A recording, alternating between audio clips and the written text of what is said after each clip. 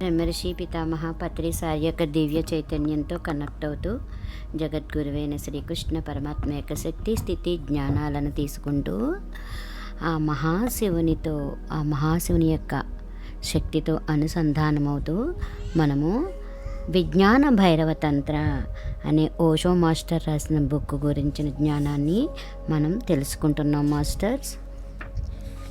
తంత్ర ప్రపంచం అధ్యాయం 1.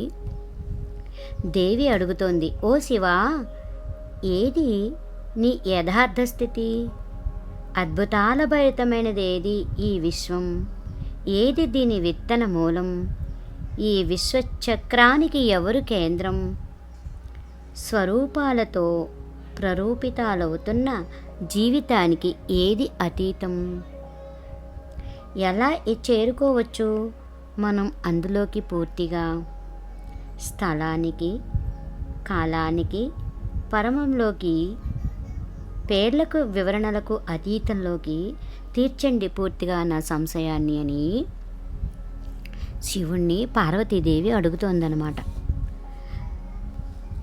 ఈ విజ్ఞాన భైరవతంత్ర ప్రపంచం కాదు మేధోపరం, కాదది వేదాంతపరం. సిద్ధాంతం ఉంటుంది అర్ధరహితంగా, దానికి పద్ధతితోనే సంబంధం. తంత్రం అభ్యాసపు క్రమంతోనే దానికి సంబంధం, లక్ష్యాలతో కాదనమాట. తంత్ర అన్న పదానికి అర్థం పద్ధతి అని, క్రియాక్రమం అని, మార్గం అని అన్నమాట. కాబట్టి ఇది వేదాంతం కాదు, దీన్ని గుర్తించండి. మేధోపరమైన సమస్యలను, పరిప్రశ్నలని ఇది పట్టించుకోదు. అంటే మేధస్సుతో ఏదన్నా అడిగితే ఇది సమాధానం పట్టించుకోదు. ఇది విషయ వ్యవహారంలో ఎందుకునూ ఇది కూడా పట్టించుకోదు, ఇలాను మాత్రమే ఇది పట్టించుకుంటుంది తంత్రం. సత్యం అంటే ఏమిటి అని ఇది పట్టించుకోదు. ఆ సత్య ప్రాప్తిని ఎలా ప్రాప్తించుకోవచ్చో దాన్ని మాత్రం పట్టించుకుంటుందన్నమాట. తంత్రం అంటే పద్ధతి కాబట్టి ఈ ఉద్గ్రంథ వైజ్ఞానికం ఎందుకును పట్టించుకోదు, ఇలాను మాత్రమే పట్టించుకుంటుంది అనమాట. ఎందుకు అనే దాని గురించి పట్టించుకోదు, ఎలా. ఇదే వైజ్ఞానానికి వేదాంతానికి మధ్య ఉన్న మౌలిక వ్యత్యాసం అన్నమాట. వేదాంతం అడుగుతుంది, ఎందుకుంది ఈ సృష్టి ఉనికి అని. వైజ్ఞానం అడుగుతుంది, ఎలా ఉంది ఈ సృష్టి ఉనికి అని. ఏ క్షణంలో ఈ ప్రశ్నను మీరు అడుగుతారో, ఎలా అని, వెంటనే పద్ధతికి, అభ్యాస క్రమానికి, తంత్రానికి తయారవుతుంది ప్రాముఖ్యం. సిద్ధాంతాలు అయిపోతాయి అర్ధరహితాలు, అనుభవమే అయిపోతుంది కేంద్రంగా. తంత్రం వైజ్ఞానికం, తంత్రం వేదాంతం కాదు. వేదాంతాన్ని అర్థం చేసుకోవడం సులభమే, ఎందుకంటే మీ మేధస్సు అప్పుడు పనికొస్తుంది కనుక.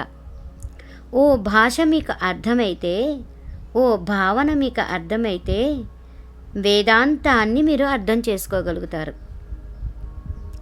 మీరేమీ మారనక్కర్లేదు, మీలో ఏ పరివర్తన జరగక్కర్లేదు. మీరుంటున్న స్థితిలోనే వేదాంతాన్ని మీరు అర్థం చేసుకోవచ్చు. కానీ తంత్రాన్ని మాత్రం అర్థం చేసుకోలేరన్నమాట. ఓ మార్పు మీకు ఆవశ్యకమవుతుంది. అంతకంటే ఎక్కువగా ఓ పరివర్తన మీలో జరగాల్సి వస్తుంది. ఓ పరివర్తన మీలో జరగకపోతే తంత్రాన్ని మీరు అర్థం చేసుకోలేరు. ఎందుకంటే తంత్రం ఓ మేధోవరం అని అయినా సర్దుబాట్ల పొందిక కాదు కనుక ఇది ఓ అనుభవం. మీరు స్వీకరించే తత్వంలో ఉంటే తప్ప, సంసిద్ధంగా ఉంటే తప్ప, ఆపద ఉన్న ఆ అనుభవం కోసం అమాయకంగా ఉంటే తప్ప అది మీ దగ్గరకు రానే రాదు. తంత్ర పద్ధతి అన్నమాట. వేదాంతం మనస్సుకు సంబంధించింది కాదు. వేదాంతం మనస్సుకు సంబంధించినది. దానికి మీ శిరస్సు మాత్రం చాలు వేదాంతానికి. మీ ఉనికి సర్వస్వం దానికి అక్కర్లేదు. తంత్రానికి మాత్రం మీ జీవన సర్వస్వము కావాలి. తంత్రానికి మీ జీవుడు మొత్తం అక్కడ ఉండాలి. అందుకుంటుంది ప్రగాఢ సమరానికి పిలుపుగా. మీరు పూర్తిగా ఆ యుద్ధంలో ఉండాలి. మీ అరకొర ప్రవేశం అందుకు ఎంత మాత్రము పనికిరాదు, కొరగాదు. ఓ విభిన్న ప్రవేశపు తీరు, ఓ విభిన్న ప్రవేశ వైఖరి, స్వీకృతి తత్వంతో ఉన్న ఓ విభిన్న మనసు దానికోసం ఉండాలి. ఇందువల్లే పార్వతీదేవి ఓ వేదాంతపు ప్రశ్నలాగా కనిపిస్తున్న ప్రశ్ననే అడిగింది. తంత్రబోధ పార్వతీదేవి ప్రశ్నతోనే ప్రారంభమవుతుంది. ఆమె అడుగుతున్న అన్ని ప్రశ్నలను వేదాంత ధోరణితో పట్టుకోవచ్చు. నిజానికి ఏ ప్రశ్ననైనా 2 విధాలుగా పరిష్కరించవచ్చు. వేదాంతపరంగానూ, సంపూర్ణంగానూ, మేధోపరంగానూ, లేక కూలంకష జీవ అర్ధగ్రాహ్యంగానో పట్టుకోవచ్చు అన్నమాట, పరిష్కరించవచ్చు. ఉదాహరణ కోసం ఎవరైనా ప్రేమ అంటే ఏమిటి అని ప్రశ్న అడిగితే ఆ ప్రశ్నను మనం మేధోపరంగా పరిష్కరించవచ్చు. మీరు చర్చించవచ్చు, ఎన్నో సిద్ధాంతాలను ప్రతిపాదించవచ్చు, ఏ ఒక్క సిద్ధాంతాన్నైనా వాదించి తీర్చవచ్చు. ఓ వ్యవస్థను, ఓ సిద్ధాంతాన్ని సృష్టి చేయవచ్చు. అదంతా పూర్తయిన తర్వాత కూడా ప్రేమ అంటే ఏమిటో మీకు నిజంగా అర్థం తెలిసి ఉండకపోవచ్చు. ఓ సిద్ధాంతాన్ని సృష్టించుకోవడానికి ఏ అనుభవ జ్ఞానము ఉండక్కర్లేదు. నిజానికి తద్విరుద్ధంగా దాని గురించి మీకు ఎంత తక్కువ తెలుసుంటే అంత మంచిది. ఎందుకంటే అప్పుడు మీరు ఏమాత్రమూ తడుముకోకుండా ఏ కొత్త వ్యవస్థను దానికోసం అతి సునాయాసంగా నిశ్చయం చేసి ప్రతిపాదించవచ్చు. ఓ అంధుడు మాత్రమే వెలుతురును సులభంగా నిర్వచించేయగలుగుతాడు. మీకు ఏమీ తెలియకుండా ఉన్నప్పుడు మీరుంటారు మహాధైర్యంతో. అజ్ఞానం ఉంటుంది మహాధైర్యంగా ఎప్పటికీ. జ్ఞానమే ఉంటుంది సంశయిస్తూ ఉంటుంది. మీకు ఎంత ఎక్కువ తెలిసి ఉంటుందో అంతంత ఎక్కువగా మీ క్రింది భూమి కరిగిపోతూ ఉంటుందన్నమాట. ఎంత ఎక్కువగా మీకు తెలుస్తూ ఉంటుందో అంతంత ఎక్కువగా మీరెంత అజ్ఞానులో మీకే తెలుస్తూ ఉంటుంది. నిజంగా మహావివేకాన్ని ప్రాప్తించుకొని ఉంటున్న వాళ్ళు ఉంటారు పూర్తిగా అజ్ఞానులుగా తయారయ్యి. వాళ్ళు తయారైపోయి ఉంటారు చిన్న పిల్లలంతా సాధారణత్వంతో లేదా మహామూఢులాగే. ఎంత తక్కువ తెలుసుంటే మీకు అంత ఉత్తమం అన్నమాట. వేదాంతపరంగా ఉండటం, పిడివాదంతో ఉండటం, సిద్ధాంతపరంగా ఉండటం ఇది ఉంటుంది మహా సులభంగా ఉంటుందన్నమాట. మేధోపరంగా ఓ ప్రశ్నను ఎదుర్కోవడం ఎంతో సులభం. కానీ ఓ ప్రశ్నను కూలంకష జీవార్థగ్రాహ్యంగా పరిబోధించటం కేవలం ఆ ప్రశ్నను గురించి యోచించి చెప్పడం కాదు, నిజంగా ఆ ప్రశ్నతోనే జీవించి ఆ ప్రశ్నలోంచి పూర్తిగా ప్రవహించి ఆ ప్రశ్నతో పాటే మిమ్మల్ని కూడా పరివర్తించుకుంటూ ధరించటం ఉంటుంది ఎంతో కష్టంగా. అంటే ప్రేమ అంటే ఏమిటో తెలుసుకోవాలంటే నిజంగా ఆ ప్రేమలోకి పూర్తిగా పడిపోవడమేనని అర్థం. అది ఉంటుంది మహాప్రమాదకరంగా. ఎందుకంటే అది పూర్తయిన తర్వాత ఇదివరకటిలా మీరు ఇప్పుడు ఉండరు కనుక. ఆ అనుభవం మిమ్మల్ని పరివర్తింపచేస్తుంది. అందులోంచి బయటకు వచ్చిన తర్వాత మీ పాత మొహాన్ని మీరే గుర్తుపట్టలేని వాళ్ళైపోయి ఉంటారు. ఆ మోహం ఇప్పుడు మీది కాదని అనిపిస్తుంది. ఏ విరామమో మీ గతిలో ఏర్పడిపోయి ఉంటుంది. ఇప్పుడు ఉంటుంది అక్కడ ఓ అంతరాయం. ఆ పాతవాడు గతించి ఓ కొత్తవాడు జన్మించేసి ఉంటాడు. దాన్నే ద్విజత్వం అంటారు. అంటే పునర్జన్మించడం అన్నమాట. ఉంటుంది వేదాంతం కాకుండా జీవార్థగ్రాహ్యంగా.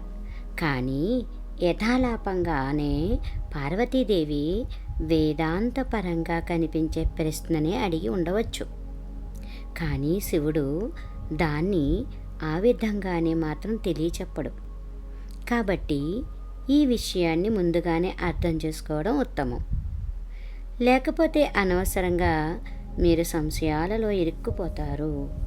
ఎందుకంటే శివుడు ఒక్క ప్రశ్నకు కూడా ఏ మాత్రము సమాధానాన్ని ఇవ్వడు.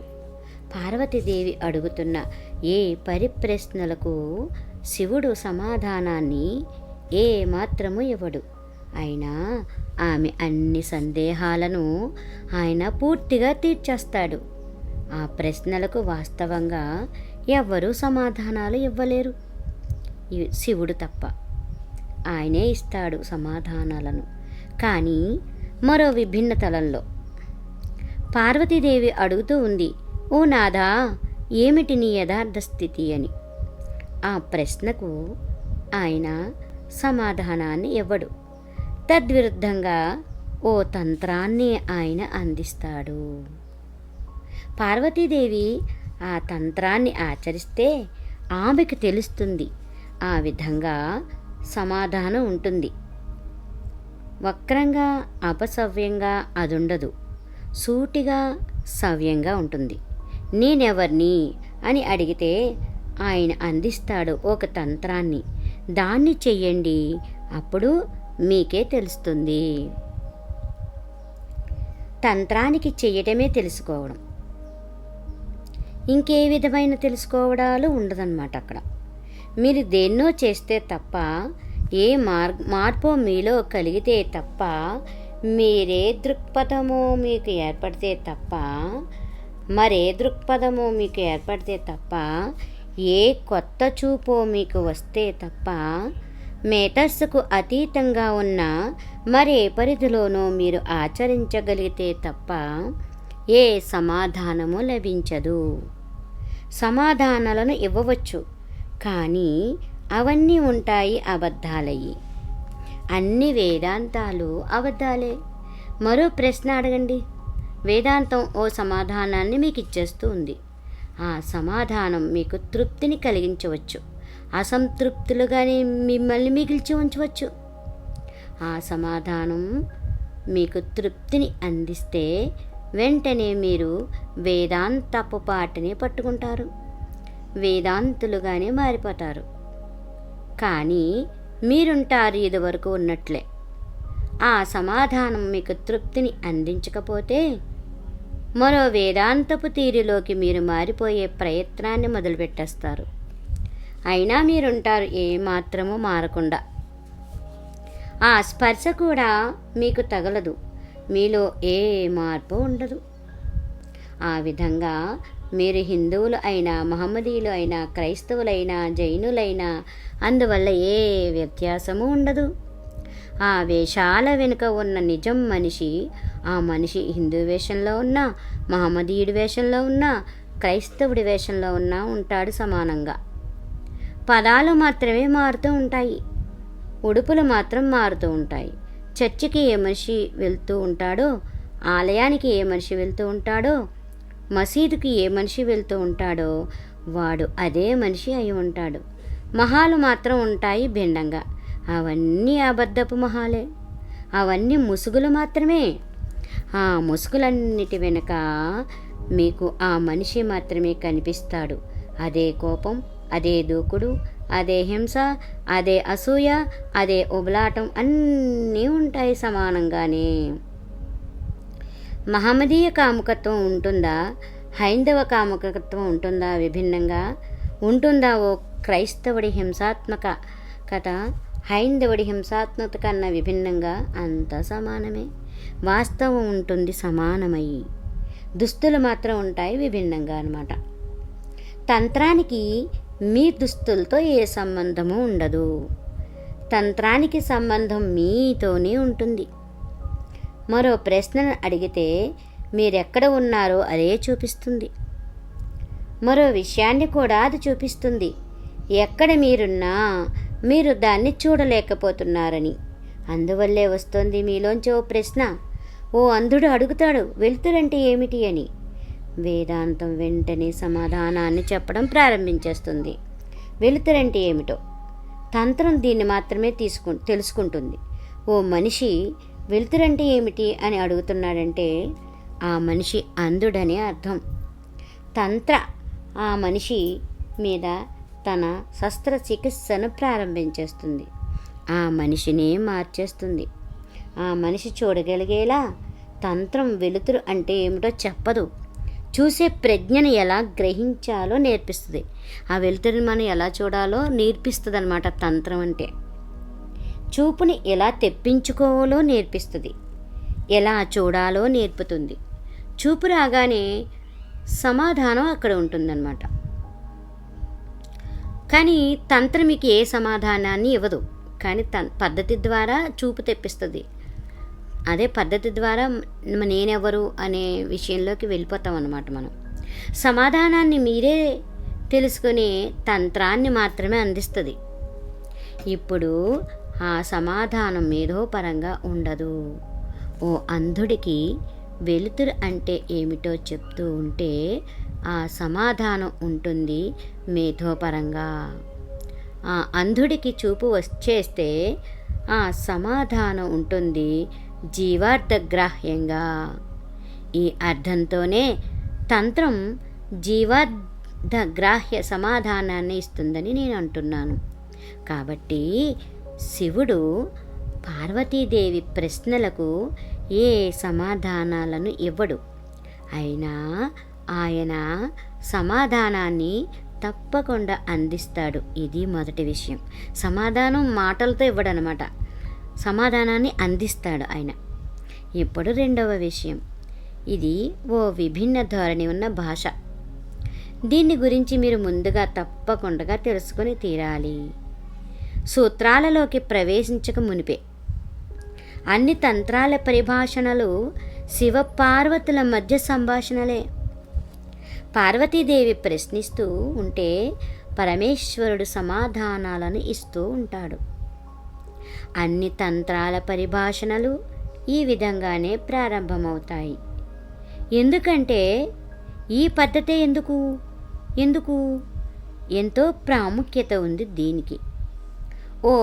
ఇది ఓ విద్యార్థికి మరి ఉపాధ్యాయుడికి మధ్య జరుగుతున్న సంభాషణలు కావు. ప్రేయసీ ప్రియుల మధ్య జరుగుతున్న సంభాషణలు ఇవి. తంత్రం ఓ మహా అర్థవంతమైన విషయాన్నే ఇక్కడ సూచిస్తుంది. గురు శిష్యుల మధ్య ఓ ఆత్మీయ బంధం ఉంటే తప్ప ఓ ప్రగాఢమైన బోధను అందించగలగడం సాధ్యపడే విషయం కాదని. శివుడు గురువు ప్రగాఢ ప్రేమికులై ఉండి తీరాలి, అంతే కదా మరి. అప్పుడు మాత్రమే ఉన్నతం అతీతం బోధించడానికి సాధ్యపడుతుంది. గురువు శిష్యుడు కూడా ప్రేమికులై ఉండాలి, అంతలాగా లయంలోకి వెళ్ళాలన్నమాట. ఆ విధంగా ఇది ఒక ప్రేమ భాష. శిష్యుడికి ప్రేమించే ఓ తత్వపు తీరు ఉండాలి. ఇది మాత్రమే కాదు, ఎందుకంటే స్నేహితులు కూడా ప్రేమించుకుంటూనే ఉండవచ్చు. కాబట్టి తంత్ర ఉంటుంది ఓ శిష్యుడిలో ప్రగాఢంగా స్వీకరించే లక్షణం ఉండాలని. కాబట్టి ఓ శిష్యుడికి స్త్రీలా స్వీకరించే తత్వం ఉండాలని. అప్పుడు మాత్రమే ఏదైనా సంభావ్యత కలుగుతుంది. మీరు ఓ శిష్యుడు కావాలంటే మీరు స్త్రీయే అయి ఉండనక్కర్లేదు, కానీ మీకు ఉండాలి ఓ స్త్రీలా స్వీకరించగలిగే గ్రాహ్యత. పార్వతీదేవి ప్రశ్నిస్తూ ఉన్నప్పుడు దానికి అర్థం ఆమె తన స్త్రీత్వపు గ్రహణ శక్తితోనే ప్రశ్నిస్తుందని. ఈ స్త్రీత్వపు గ్రహణ శక్తితోనే ప్రశ్నించడం జరగాలన్న విషయం ఎందుకింత బలంగా ఒత్తి చెప్పబడుతుంది అంటే, స్త్రీ పురుషులు శారీరకంగానే కాక మానసికంగా కూడా విభిన్నంగానే ఉంటారు కదా. లింగభేదం ఉండటం మాత్రమే కాదు తారతమ్యం, మానసికంగా కూడా విభిన్నంగానే ఉంటారు వాళ్ళు. ఓ స్త్రీ మనసుకు అర్థం గ్రహణాశక్తి అనే సంపూర్ణ గ్రాహకతత్వం, సంపూర్ణ శరణాగతి ప్రేమ ఓ శిష్యుడికి ఉండాలి. ఈ స్త్రీ మనస్తత్వం అది ఉండకపోతే శిష్యుడు దేన్ని నేర్చుకోలేడు. అంటే మనం శిష్యుడిగా ఉన్నప్పుడు ఓ స్త్రీ ఎలాగైతే లాలించి ప్రేమించి అర్థం చేసుకునే తత్వం ఉంటుందో అలా ఉండాలి నేర్చుకునేటప్పుడు. ఎందుకు అని మీరు అడగవచ్చు. కానీ స్వీకరించే లక్షణంతో విచ్చుకొని మీరు ఉండకపోతే మీ ప్రశ్నకు సమాధానాన్ని ఇచ్చే అవకాశమే ఉండదు. ఓ ప్రశ్నను మీరు అడుగుతూనే ఉంటున్నా సంకోచించే, ముకుళించే, మూసుకునే మీరుండవచ్చు.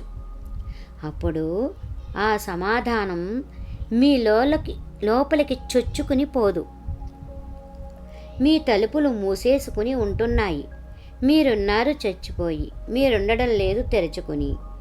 ఓ స్త్రీత్వపు గ్రహణాశక్తి అంటే ఓ గర్భంలాగా స్వీకరించే గుణం ఉన్నది అన్నదే ప్రగాఢ అర్థం అన్నమాట. ఎందుకంటే మీరు స్వీకరించగలుగుతారు. మరి అది మాత్రమే కాదు, ఇంకా ఎంతో అర్థం ఇందులో ధ్వనిస్తూ ఉంటుంది. ఓ గర్భం స్వీకరించే పనిని మాత్రమే చెయ్యదు. ఓ గర్భం స్వీకరించే పనిని మాత్రమే చెయ్యదు.